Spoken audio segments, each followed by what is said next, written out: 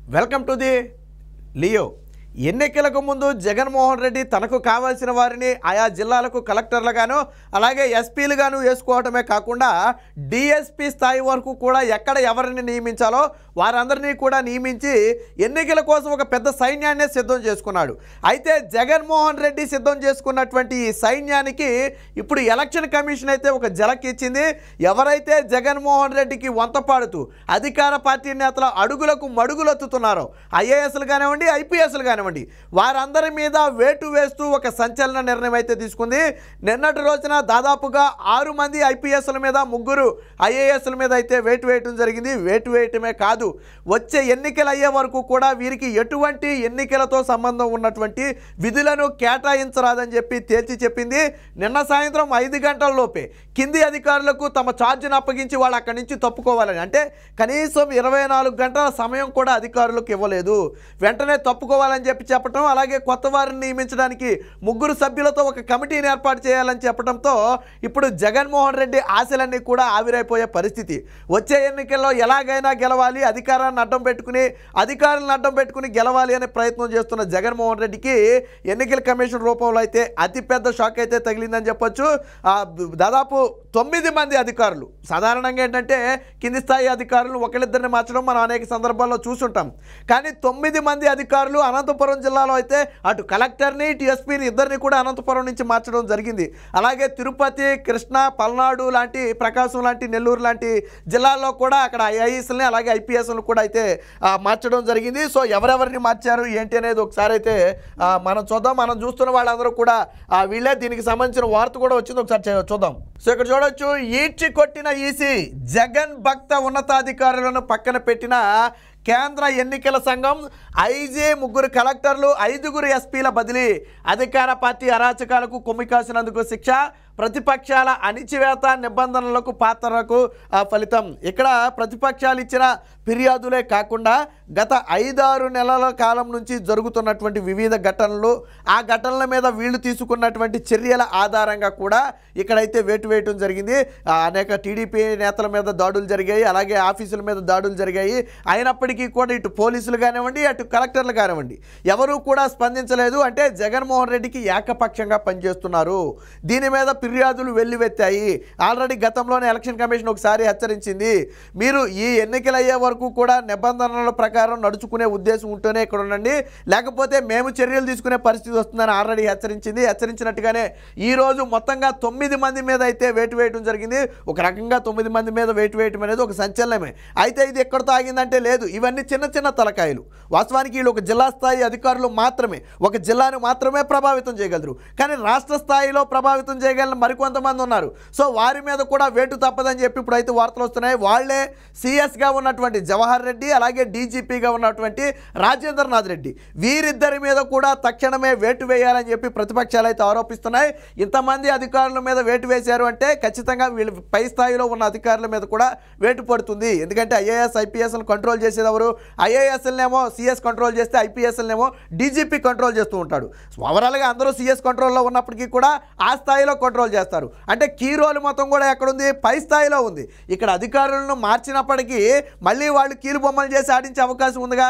So పై స్థాయిలోనే మార్చేస్తే కింది స్థాయిలో ఆటలు సాగే అవకాశం ఉండదు. కాబట్టి ఇప్పుడు డీజీపీ మీద సిఎస్ మీద కూడా వేటు పడే అవకాశం ఉంది. ఖచ్చితంగా వచ్చే ఎన్నికల్లోపు వారిద్దరి మీద వేటు అయితే తప్పదు. వారం 10 రోజుల్లోనే పోలీస్ బాస్గా ఉన్నటువంటి డీజీపీ మీద అయితే వేటు పడే అవకాశం ఉందని చెప్పి ఆ ఊహాగానాలు అయితే వస్తున్నాయి. సో ఎవరి మీద వేటు పడిందనేది మనం ఒకసారి ఇక్కడ పరిశీలిద్దాం. కృష్ణా, అనంతపురం, తిరుపతి కలెక్టర్లు అయినటువంటి రాజాబాబు, గౌతమి, లక్ష్మీసాపై అయితే వేటు వేయడం జరిగింది. ఇక గుంటూరు రేంజ్ ఐజీ స్థాయి అధికారిని కూడా ఒకళ్ళైతే బదిలీ చేయడం జరిగింది.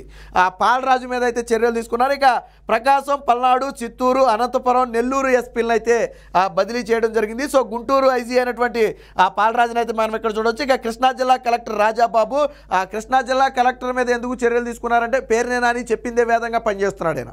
పేర్ని నాని ఏది చెప్తే అదే, ఇంకా ఆయనే సుప్రీం అన్నట్టు, ఆయనే ప్రభుత్వం అన్నట్టు వ్యవహరిస్తున్నాడు కాబట్టి ఆయన మీద వేటు పడిందని చెప్తున్నారు. ఇక తిరుపతి కలెక్టర్ లక్ష్మీస, అలాగే గౌతమి, అనంతపురం జిల్లా కలెక్టర్ గౌతమి, ఈవిడ మంత్రి పెద్దిరెడ్డి రామచంద్రారెడ్డికి వరుసకి బంధువు అవుతారు. అలాగే గతంలో ఉరవకొండలో జరిగినటువంటి దొంగ ఓట్ల వ్యవహారంలో ఎటువంటి అవకతవకలు జరగలేదని ఒక తప్పుడు నివేదికను కేంద్ర ఎన్నికల సంఘానికి ఇచ్చింది ఈవిడ. అప్పుడు టీడీపీ నేత అయినటువంటి పయ్యావుల కేశవ్ కేంద్ర ఎన్నికల సంఘంతో పోరాడి పైనుంచే ఒక కమిటీని తీసుకొచ్చి వెరిఫై చేస్తే తప్పుల తడాకా ఉన్న మాట వాస్తవమే, టీడీపీ ఓట్లు తొలగించిన మాట వాస్తవమేనని చెప్పి తేలింది. కానీ ఎటువంటి ఓట్లు తొలగించలేదని అప్పుడు కలెక్టర్గా ఉన్నటువంటి గౌతమి రిపోర్ట్ ఇచ్చింది. దాని ఆధారంగా ఈరోజు ఈవిడిని తొలగించడం జరిగిందంటే ఆ రోజు వైసీపీకి ఏకపక్షంగా ఈ గౌతమి వ్యవహరించడం జరిగింది. పైగా మంత్రి పెద్దిరెడ్డికి బంధువు. సో కాబట్టి ఈవిడ మీద అయితే వేటు వేయడం జరిగింది. ఇకపోతే చిత్తూరు ఎస్పీ అయినటువంటి జాషువా మీద వేశారు. అలాగే ప్రకాశం ఎస్పీ పరమేశ్వర్ రెడ్డి, వాస్తవానికి పరమేశ్వర్ రెడ్డి మీదను, అలాగే పల్నాడు ఎస్పీ రవిశంకర్ రెడ్డి మీద వేటు పడద్దని మనం గతంలోనే మాట్లాడుకున్నాం. ఎందుకంటే ప్రధాని నరేంద్ర మోదీ సభ సమయంలో వీరు విధి నిర్వహణలో విఫలమయ్యారు. ఖచ్చితంగా పల్నాడు ఎస్పీ మీద అయితే వేటు అయితే ఖచ్చితంగా పడే అవకాశం ఉందని గతంలోనే మాట్లాడుకున్నాం. సో ఆ నేపథ్యంలోనే పడింది. ఇక నెల్లూరు ఎస్పీ అయినటువంటి తిరుమలేశ్వర్ రెడ్డి, అలాగే అనంతపురం ఎస్పీ అంబురాజన్ మీద కూడా మనం మాట్లాడుకోవాలి. ఏదైతే వివేకానంద రెడ్డి హత్య కేసును డీల్ చేస్తున్నటువంటి సిబిఐ అధికారులు ఉన్నారో, సిబిఐ ఎస్పీ ఉన్నాడు, ఆయన మీద కేసు పెట్టిన వ్యక్తే ఈ అనంతపురం ఎస్పీ అయినటువంటి అంబురాజన్. సో ఈ విషయాన్ని కూడా ఇప్పుడు ఎలక్షన్ కమిషన్ దృష్టికి తీసుకువెళ్లారు. ఒక హత్య కేసులో దర్యాప్తు చేస్తున్నటువంటి కేంద్ర సంస్థ అయినటువంటి సిబిఐ మీద కూడా కేసులు పెట్టి వేధించి రాష్ట్రంలో కొంతమందికి కొమ్ము కాశారు. హత్య చేసినటువంటి ఆరోపణలు ఎదుర్కొంటున్నటువంటి అవినాష్ రెడ్డిని కాపాడే ప్రయత్నం చేశాడనే ఆరోపణలు ఉన్న నేపథ్యంలో ఈరోజు అనంతపురం ఎస్పీని అయితే బదిలీ చేయడం జరిగింది. సో కలెక్టర్ ఏమో, అనంతపురం కలెక్టర్ ఏమో మంత్రి పెద్దిరెడ్డికి బంధువు, అనంతపురం ఎస్పీ ఏమో అవినాష్ రెడ్డిని కాపాడటం కోసం ఏకంగా సిబిఐ అధికారుల మీదే నిఘా పెట్టి వారి మీదే కేసులు పెట్టిన పరిస్థితి. సో ఈ నేపథ్యంలో వీరందరి మీద వేటు అయితే పడింది. సో ఇది ఎక్కడితో ఆగుతుందంటే ఆగే ప్రయత్నం లేదు. దీని వెనక ఇంకా చాలా మంది ఉన్నారు. చూద్దాం. వాళ్ళంతా అఖిల భారత సర్వీసు అధికారులమనే ఇంగితం మరిచారు. అధికార వైకాపాకు బంటుల్లా మారారు. వైకాపా నాయకులు చెప్పిందే చట్టం, వారి మాటే శాసనం అన్నట్టుగా పనిచేశారు. 5 ఏళ్లుగా అధికార పార్టీ అరాచకాలకు కొమ్ము కాస్తూ పేటరేగిన ఈ అధికార గణం ఎన్నికల కూడా అమల్లోకి వచ్చినప్పటికీ స్వామి భక్తిని వీడలేదు. అధికార పార్టీ సేవలను ఆపలేదు. ప్రతిపక్షాలను అణిచివేశారు. తప్పు మీద తప్పు చేస్తూ వచ్చారు. ప్రభుత్వ పెన్నుదల అండా పుష్కలంగా ఉంటే తమను ఎవరు ఏం చేయలేరనే ధీమాతో చెలరేగిపోయారు. చివరికి వారి తప్పులు నిగ్గు తేలాయి. కొంత ఆలస్యమైనప్పటికీ కూడా కేంద్ర ఎన్నికల సంఘం ఎట్టకేలకు వారిపై వేటైతే వేయటమే జరిగిందని చెప్పి వార్త వచ్చింది. సో దీని తర్వాత ఇంకో వార్త కూడా వచ్చింది, ఒకసారి చూద్దాం. సో నేను ఇందాక చెప్పా వారి సంగతి సరే, మరి వీరి మాట ఏంటి? అధికార పార్టీకి కొమ్ము కాస్తున్నటువంటి సిఎస్, డీజీపీ, నిఘా విభాగాధిపతి, అలాగే విజిలెన్స్ చీఫ్, సీఎంఓ చెప్పినట్టల్లా ఆడుతున్న సెర్ప్ సీఈఓ ఈసీ చర్యలు తీసుకోవాలంటున్న ప్రతిపక్షాలు.